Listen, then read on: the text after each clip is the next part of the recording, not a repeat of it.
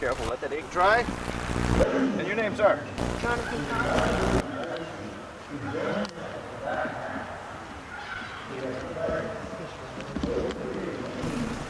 Let that ink dry. And you?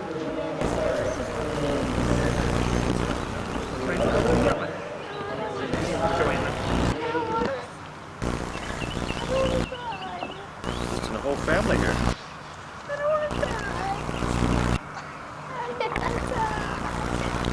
Do you have any chance of getting shot?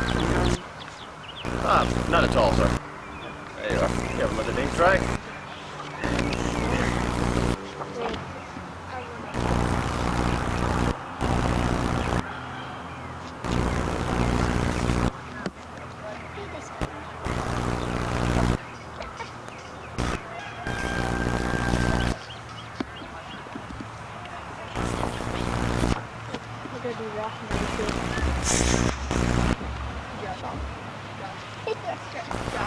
You are?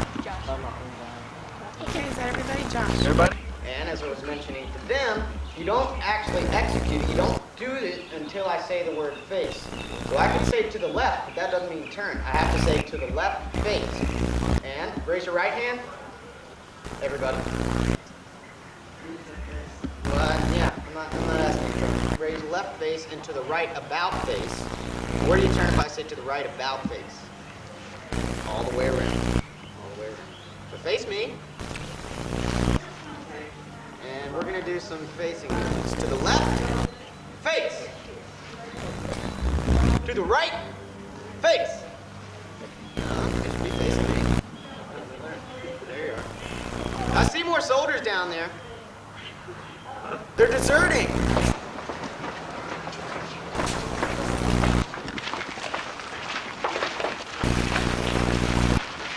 See those common tents over there?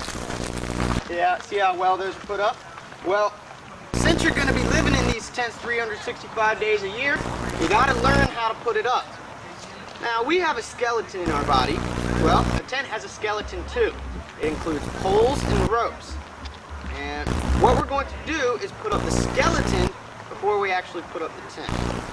So, everybody come on down here. You can step out of the line. Careful of these stakes. There's stakes on the ground. First thing that we're going to do, off with the ropes. Aaron, you know where the ropes are? Just gotta make everything semi-straight. Hard work, isn't it? Now, what did I tell you about answering me? Yes. Hard work, isn't it? Yes. There we are. That's a lot better. I see the eye. Isn't it something?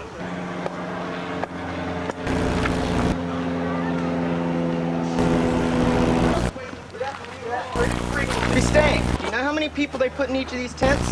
5. No. 6. The Army assigned 6 men to each of these tents. Now, can 6 people fit in here? Sure they can. You're only thinking along 20th century terms. If you lay them on across the tent, you can easily fit 6 in there, without a doubt. Yeah. You can put a lot of people in there. Remember, these are grown men. But you don't want your whole army asleep at one time. All right, let's move on down just a bit more. So they have to build temporary structures. This is what the soldiers might have built. Also, there would have been people that were following the army that would stay in tents like these. Who would be following the army? Not the enemy. Although they would, in a sense. You think some of these soldiers are married? Yeah, what happens if their home has been destroyed? Yeah, they don't have a place to call home, so what they're going to do is follow their husband. Very good. So the women and children that follow the army might stay in these shelters as well. Does that look comfortable? No. Definitely not. What's that? Yeah, it will be fun. For a day, exactly.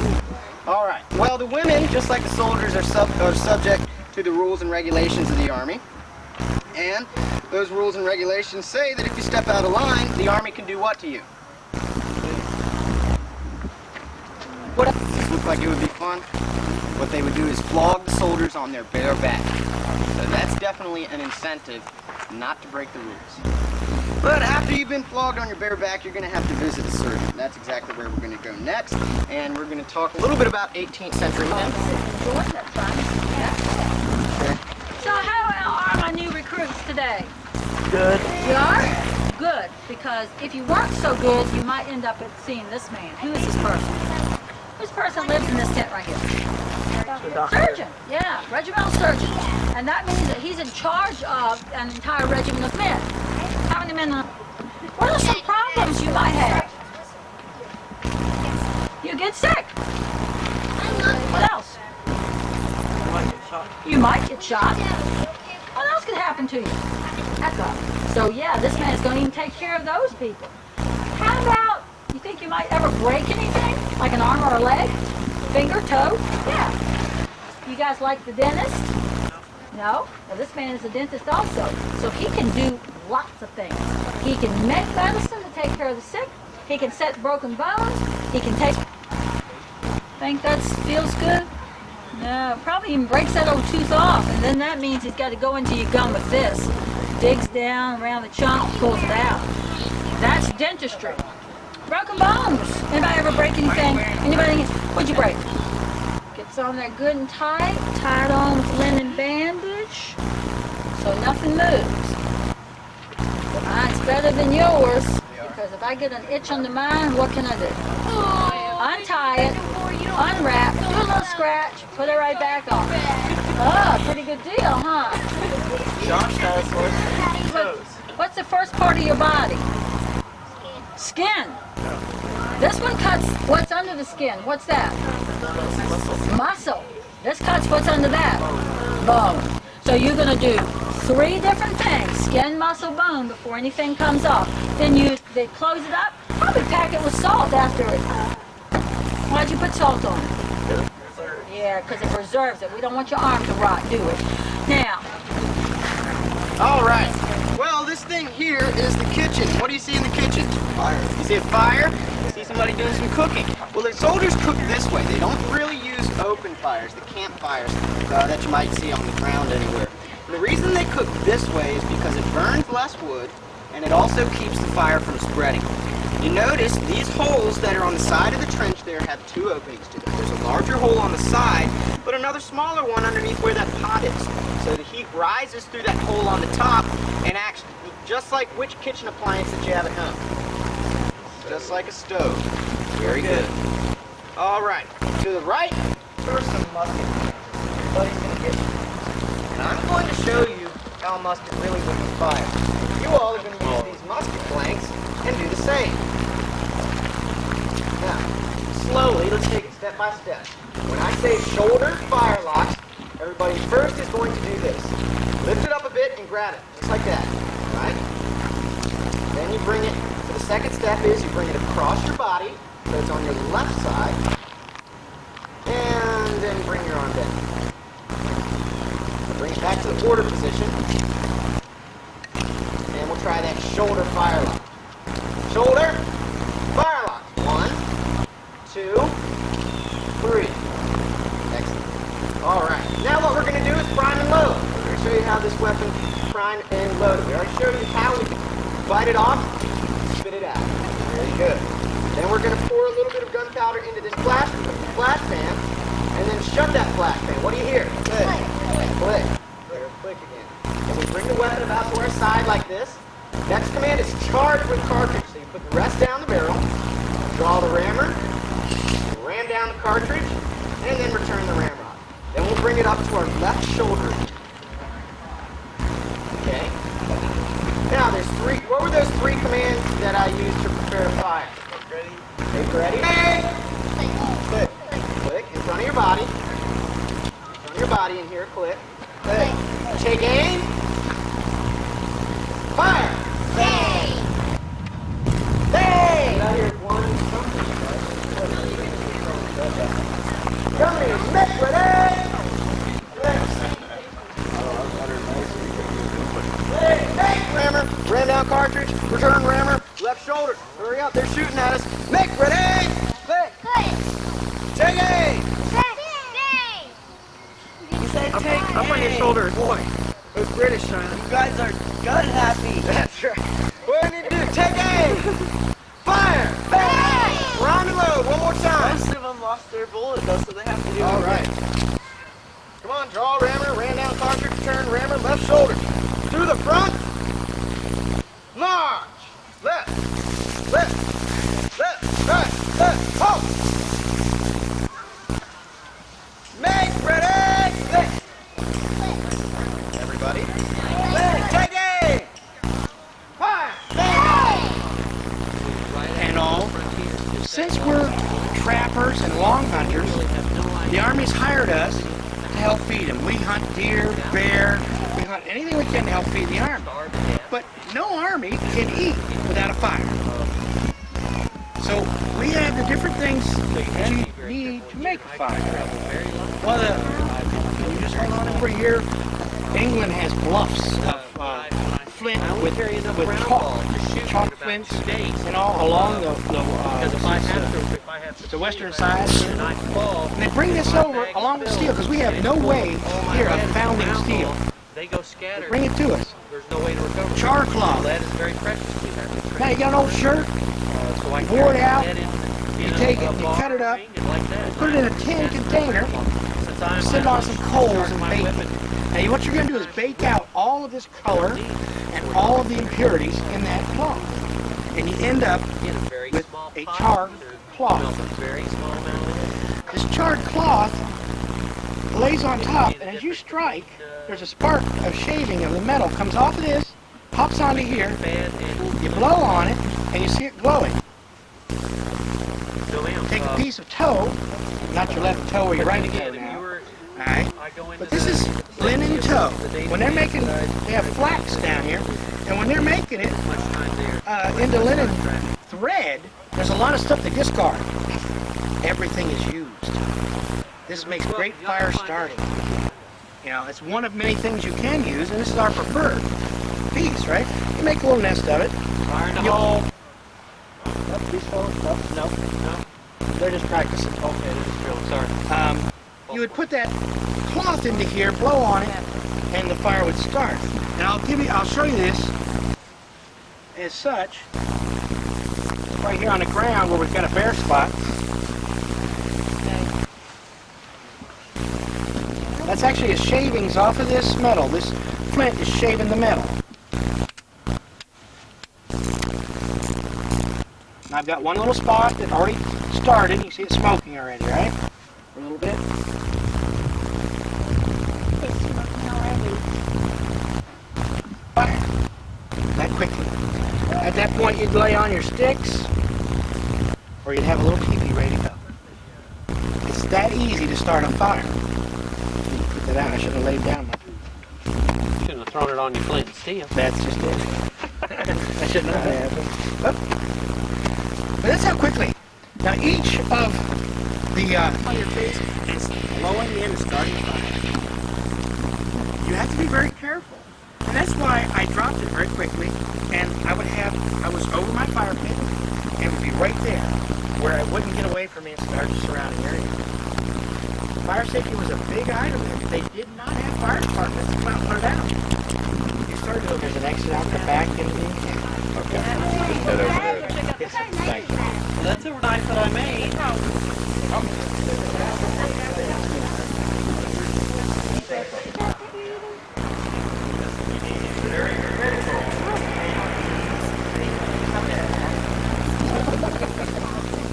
Open!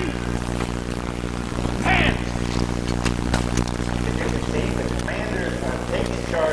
Shot! Hands! Spring! Rammer!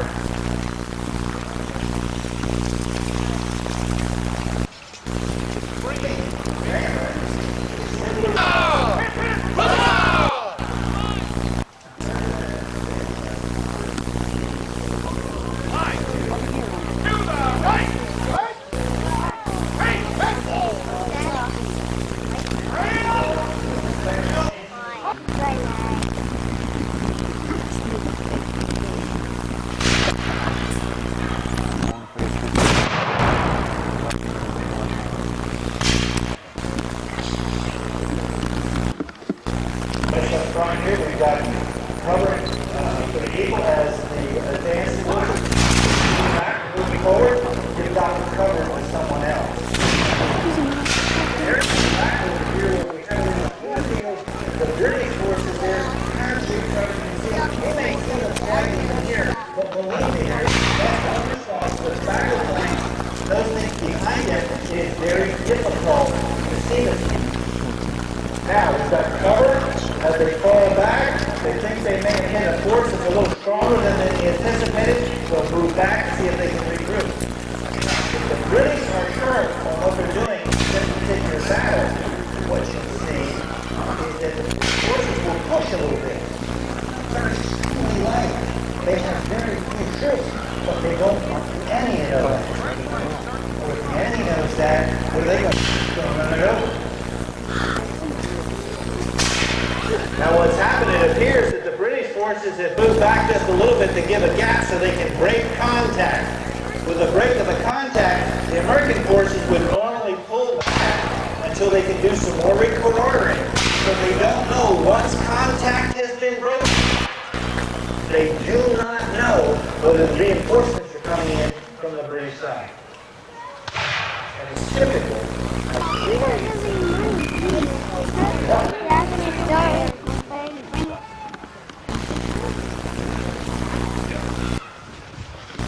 Sixth round, third round, all pulling back. On right.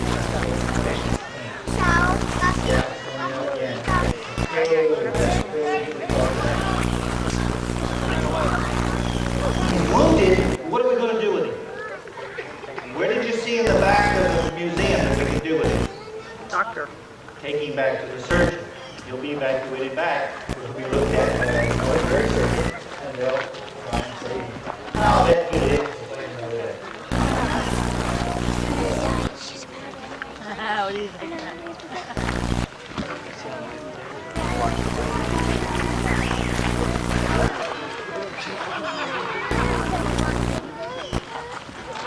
Picture here.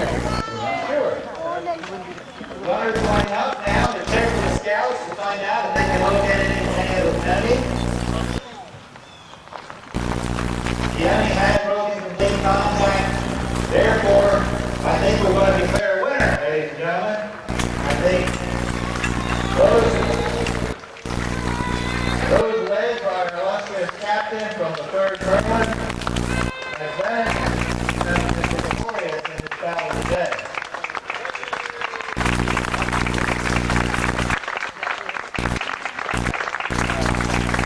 Save photo op.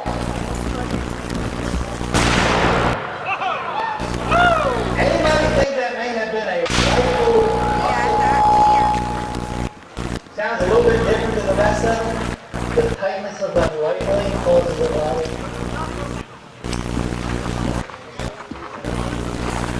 Our side is Washington's help. Loud cannon should roar, and trumpets that truth should proclaim. There cannot be found, search all the world o'er, is equal in virtue and fame. There cannot be found, search all the world o'er, is equal in virtue and fame.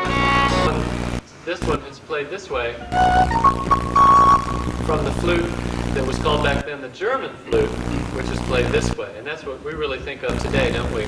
You say flute, the long silver transverse instrument.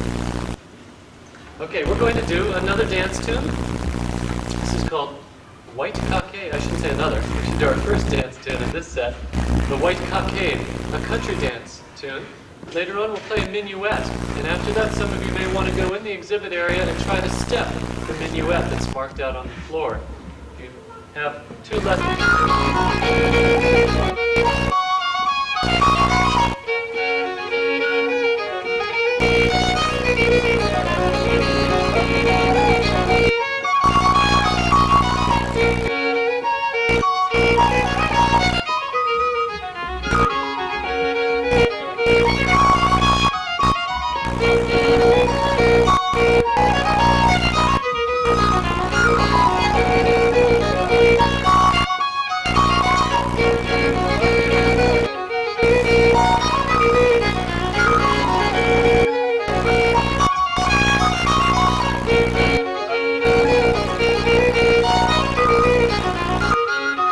amateur basis. That would be by people who play for fun, people who have instruments because they want to have them.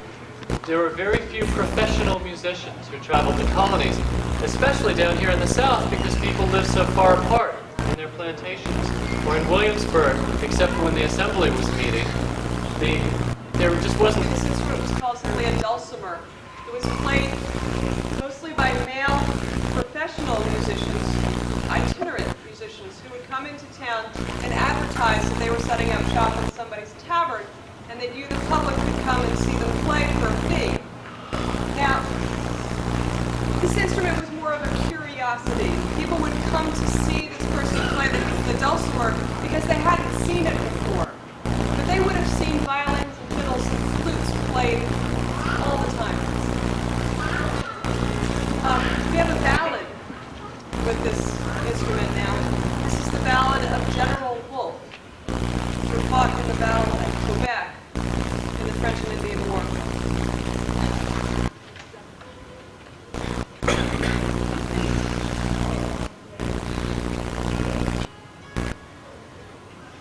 Because we don't have enough time to do all 12 or 15 verses of this ballad.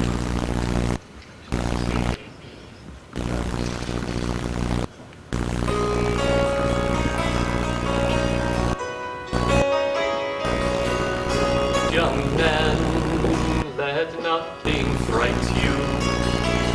Be of a gallant mind, and let that delight you. Let not your courage fail till after trial, nor let your fancy move at the first denial. One day a gallant youth did cross the ocean to free America from her invasion with all his party. The city to attack, both brave and hearty.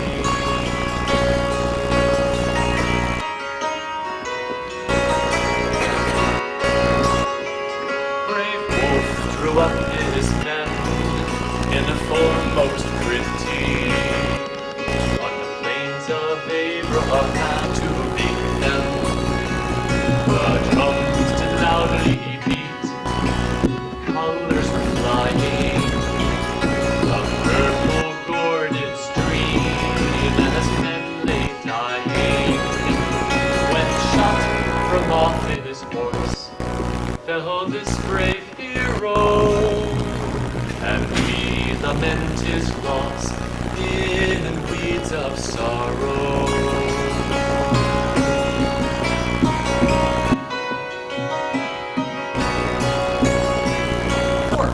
In New York.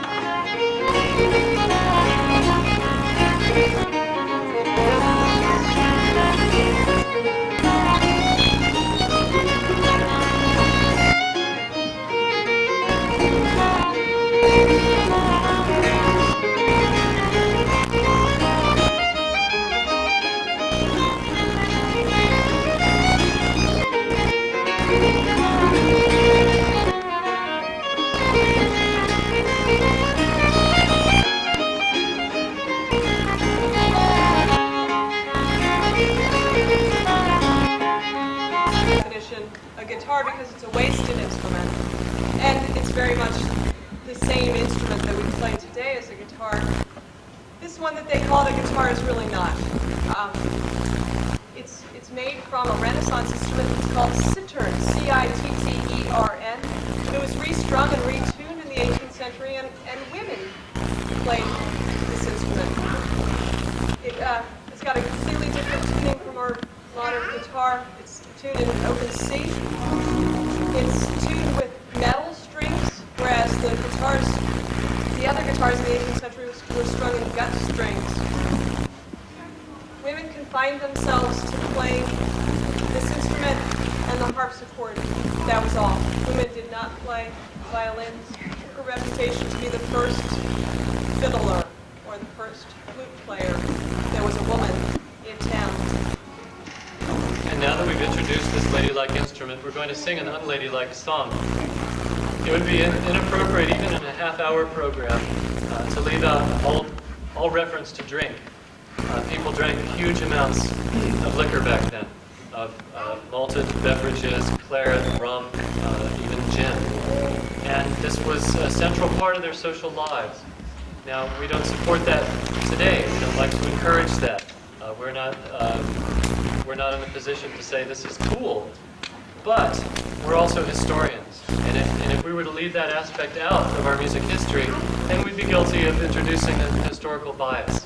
So we've chosen a song that wraps it all up in about 3 verses, and it has a special connection to this region. In Maryland, this is a token descriptive song of this ilk from the colonial period, with American words nonetheless.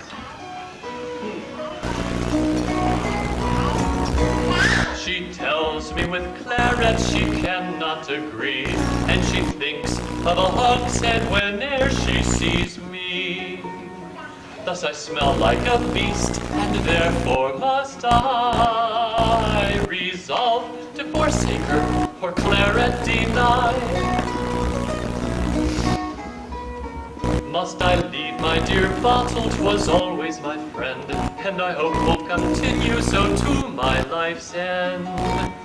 Must I leave it for her? 'Tis a very sad task. Let her go to the devil, bring another full flask. And she bid me read homilies 3 times a day.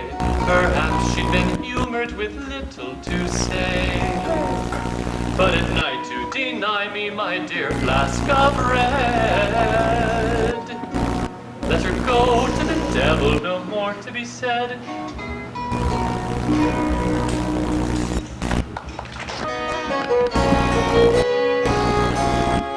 Were I laid on Greenland's coast, and in my arms embraced my lass, warm amidst eternal frost, too soon the half-year's night would pass, and I would love thee every day.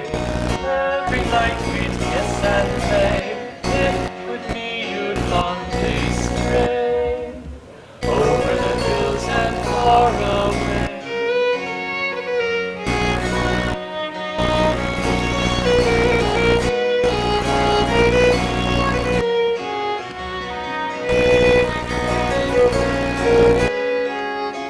And were I sold on Indian soil, soon as the burning day was closed, I would mop the sultry toil, if on my lover's breast reposed, and I would love thee every day. Every night we'd kiss and play, if with me you'd fondly stray, over the hills and far away.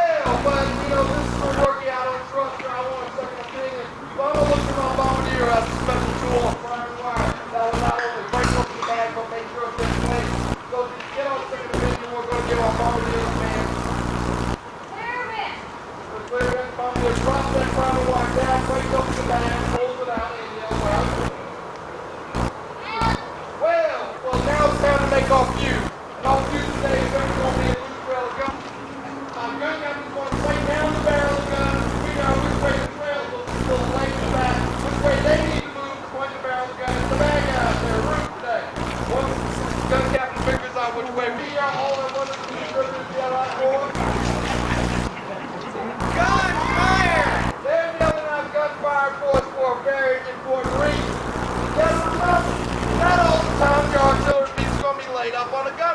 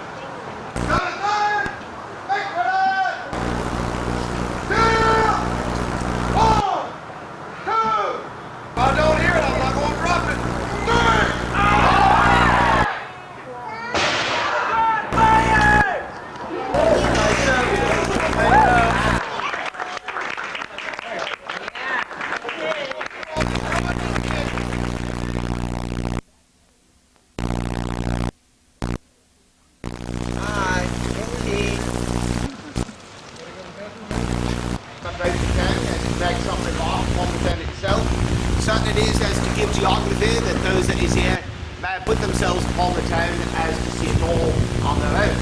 But it is indeed that I will give you some necessary remarks as to know the town, and also some advice here of 1694 that you can hear more about the colony itself, and of course what the importance of the country be to yourself. But that of Old Town or New Town, this be intercourse, wherein the great road come into that of the road by the river. It is thus that a wall of a fort stood sometime somewhere hereabout. But even by what is important is not the fort anyway, though it do tell us something. In fact, go down upon the point today, and you find it all there. A big enemy, a big shot. That big enemy was put up some years ago by the forty.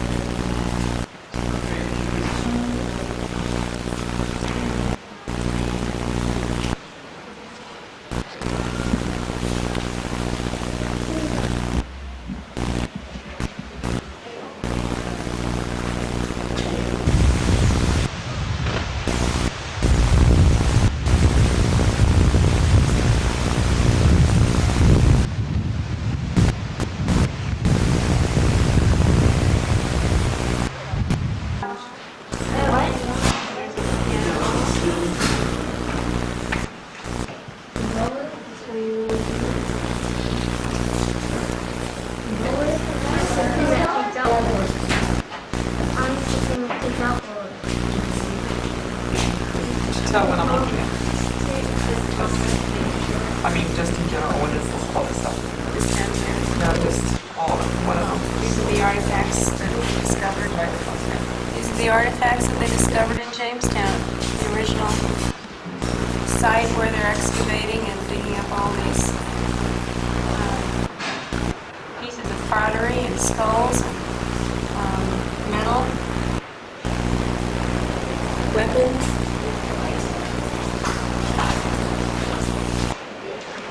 They have a numbering system. It's on a cannonball.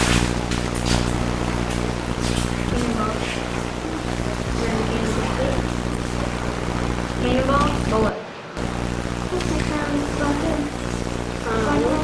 All this stuff dates back to 1600s. Has a little bit of baby.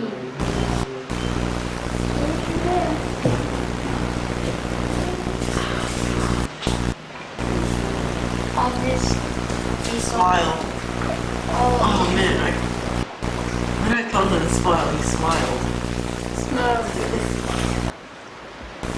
Smile. Joanna, can you move to your right, please? Oh, that's sweet. When I smile, First he it was smiles. that, and that, and that, For real. and that.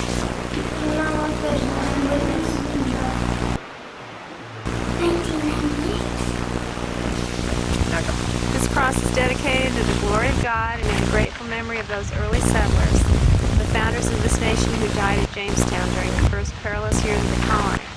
Their bodies lie along the ridge beyond this cross, in the earliest known burial ground of the English in America. These are they which came out of the Great Tribulation.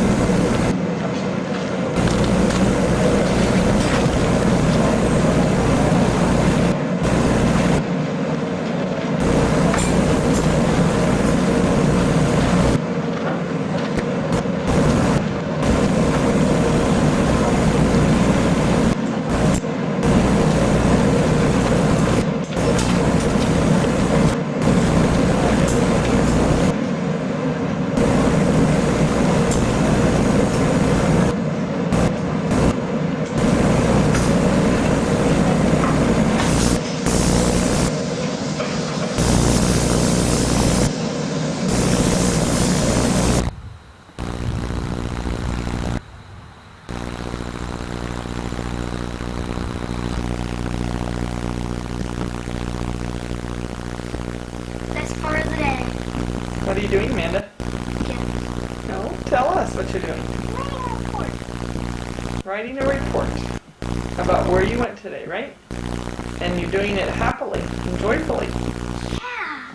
Because you're so thrilled to be here and on vacation.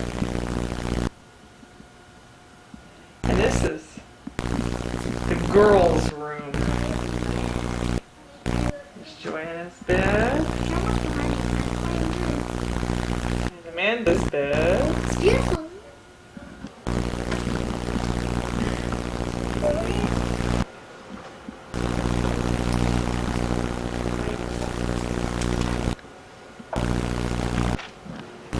Uh-oh, again, Mrs. Cox.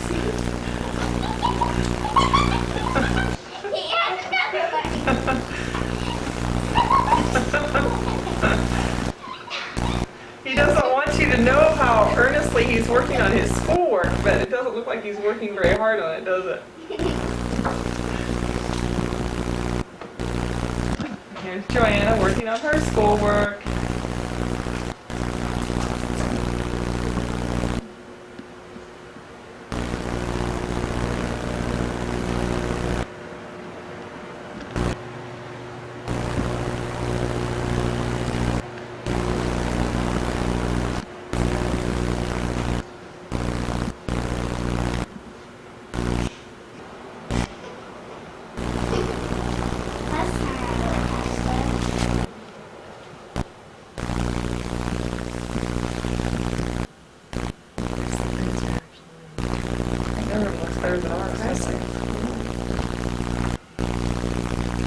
Boys are Except for this- organized than girls are. Except for this corner over here.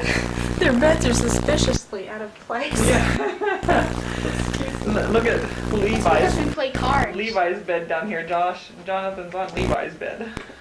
That's because we were playing cards last night. Oh, okay. Poor And Levi. Levi had to be up there. Oh, okay. What did you say? Our clothes hamper. The clothes We're hamper. resourceful. Us homeschool moms are resourceful. Hey, Mom. Grandma, can I spell these right?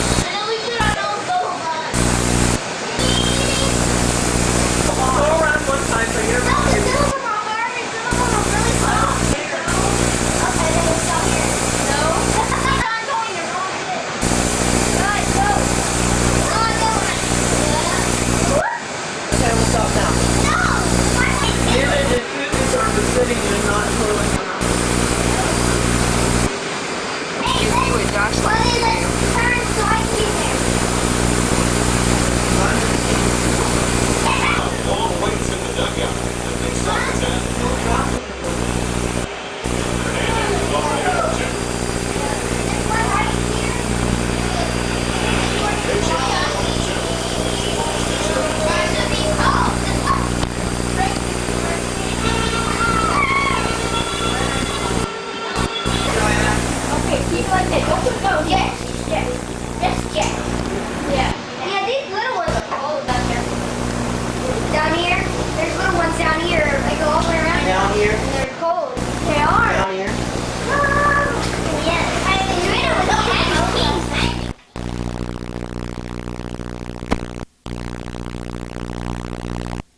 it's Keep waving. Okay.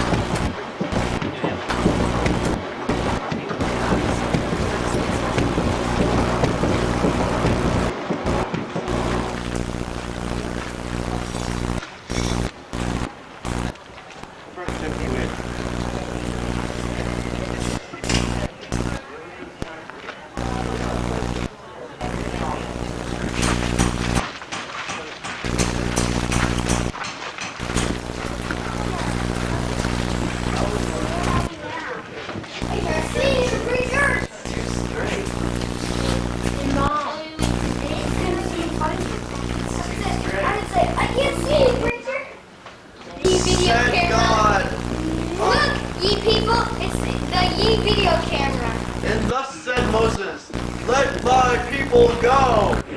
But the people... Let us pray. Oh, Lord. Sit down, ye people. Okay, Sit down, ye people, and listen to thine preach. Sermon. Thine job and model. Shows the construction falling apart. I want to go on your boat. Let me put them in the water. Swells up. Ah, so if it swells, good. Yeah, we got it from a tree. So therefore, only as tall as the tree would be. Therefore, if I had to dig a really, really deep well, I might have to use a rope. I would be able to get a really good long hole. So you see, we did things for reasons. Logical. Oh, no. Exercise dress. Let me get Near the doorway. Wait, let me get all of this stuff. Levi. They're cute, Joel. Joe. Hi. Jackson. You know, if he's in the doorway talking to you. No, wait, John, do this. No, he doesn't.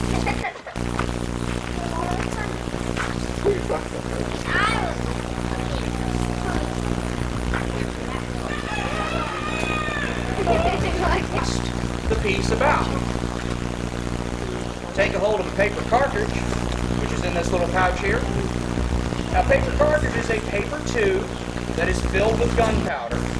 And there is no bullet in here, so don't worry about that. We're not loading live bullets here because we don't want to hurt anybody. Okay? Take a hold of the top of the cartridge. Wipe the end of it off. Pour that gunpowder down in the barrel, down through the muzzle of the weapon. Then we take a hold of this stick. And y'all know what this is called? Yes, sir. Okay. Anybody else? Yes, miss. It helps powder down all that stuff. That's what it does, but its proper name is a scouring stick. Because you might use it to scour out the inside of your barrel when you're cleaning it. But it's used to push the powder and things down in the barrel like so. Like that. Take it back out again. Put it back underneath the barrel because that's where it likes to be. Alright, well, next thing I have to do is draw forth my match. Blow off the end. Place the match into this piece on the lock called a serpent. Because it kind of looks like that. Also kind of moves like that. Alright, let's get this match positioned so it's going where I want it to go. And now, I am ready for your command. 1, 2, 3. Fire! Your piece! Yeah! Fire! Y'all are mighty quiet. I need some enthusiasm. Once more. 1, 2, 3.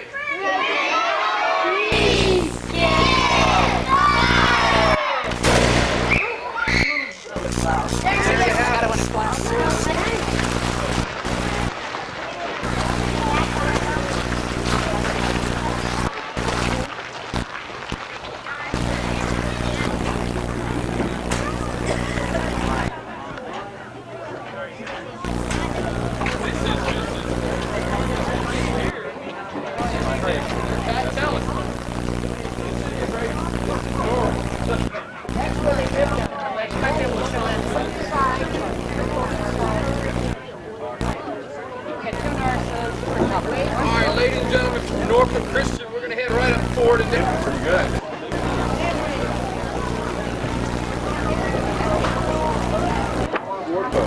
Some of you can start up forward here, check out where the crew lived, step up to the forecastle head, check out where all the rigging for the foresail, foretopsail up there will be at. Below them. Most of the boats and mates are in charge of everything above the deck. So, Hey, hi, Jonathan. yeah, Hey, guys.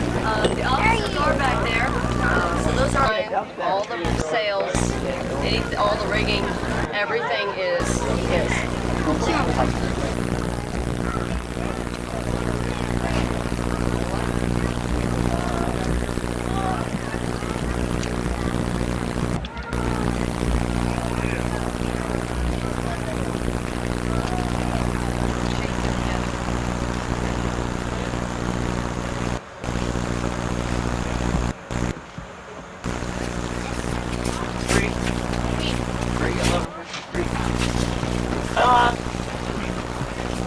So you're grinding. That's right, Amanda. After you. See what they had to do there, Amanda? The canoe. Chip away at it. You gonna help them carve their canoe?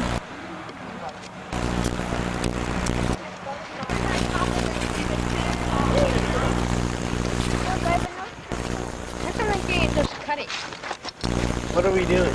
Scraping the fur off with the oyster shell. Shell. Okay. Show us what to do, Jonathan.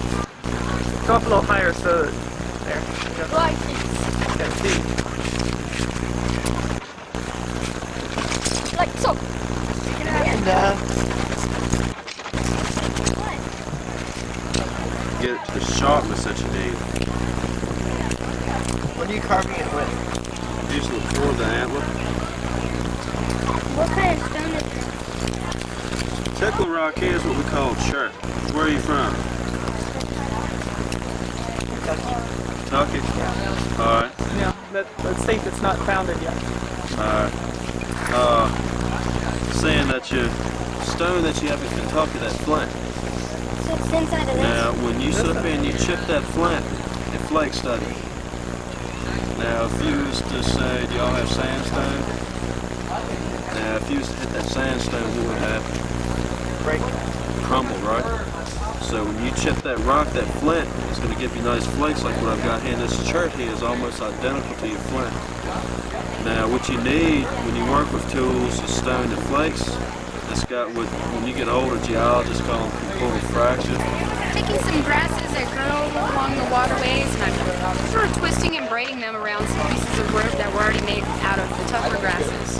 And this is a style of basket weaving that the Powhatians most likely were using, and we know this because of pieces of their pottery have impressions in the sides. They must have pressed it into the wet clay, and you see exactly this type of weave.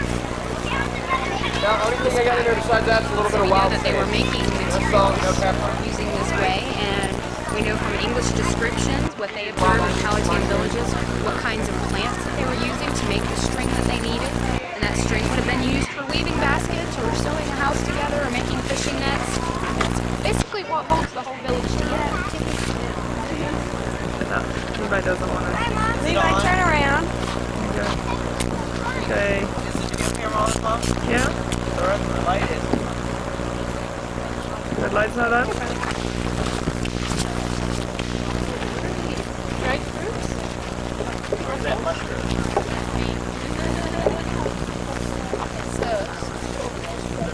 Pumpkin.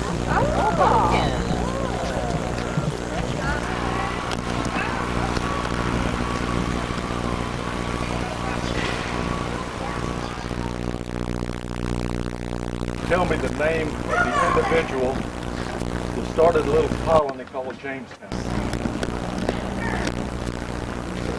Who? King James. When was King James ever in the United States? Oh, John. Right. Well, everybody ties Captain John Smith in with Jamestown. But there's a funny little thing about it. You know, Virginia Beach had the first landing, as they call it. When you leave the parking lot, it's about 200 yards down the 5th Street, goes down on the right. There's a large parking lot. Up at the top now, the whales are in that cluster. They're juveniles and approximately 30 feet long. So you can see them really good from here, huh? Which boat? The white one? This little one right here. If you look over to my left, your right, you will see the Chesapeake Bay Bridge tunnel.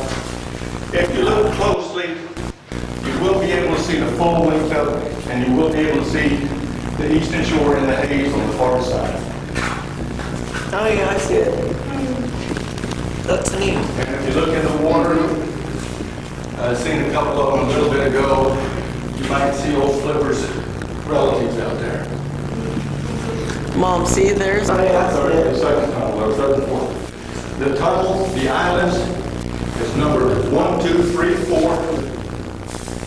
So what did they do? They come over, took the land, all of that out, looked up and said, oh, we can't convert this. Look, that thing's got cracks in it. It's going to fall down. That's fine. We thank the Lord that they did that because they built this one, the new one, which is a 163-foot tower, completely encased in cast iron, making it the tallest cast iron coated lighthouse in the United States.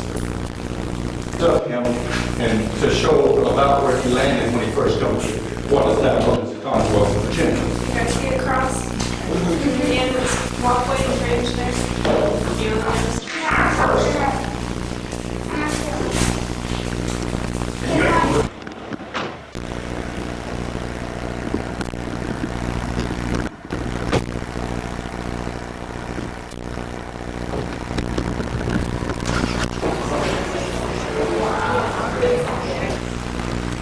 This is the governor's palace in Dark. And we're looking at... Let me read it. The palace was the official residence of 7 royal governors of the colony of Virginia and of Patrick Henry and Thomas Jefferson, the first 2 governors of the Commonwealth. Furnished to the period of born Berkeley, the reconstructed palace reflects the latest taste and style in 1770. As the governor's powers dwindled on the eve of the American Revolution, this elegant residence, maintained by an efficient servant staff, provided Lord Beauregard with the setting he needed to influence the local Virginians. Stop. This is the governor's palace.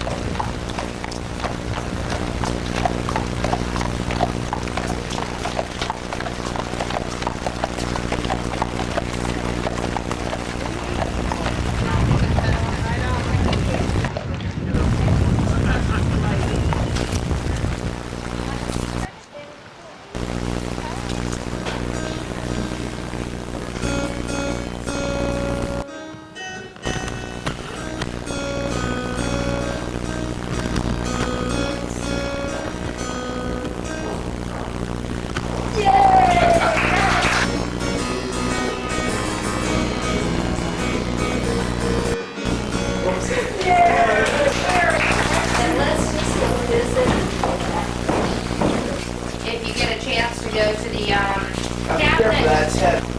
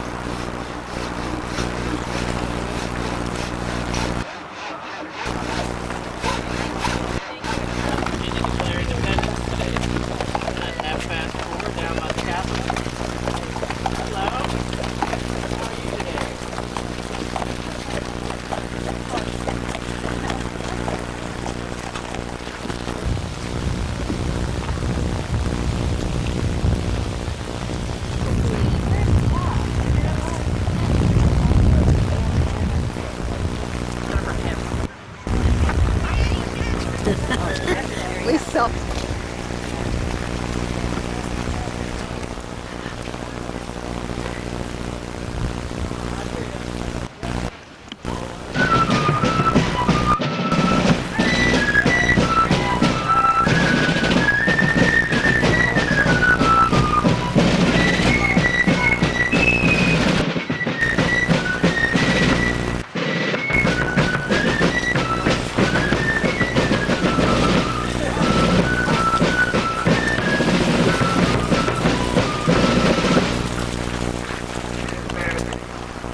How proud that we were to be a part of the British Empire.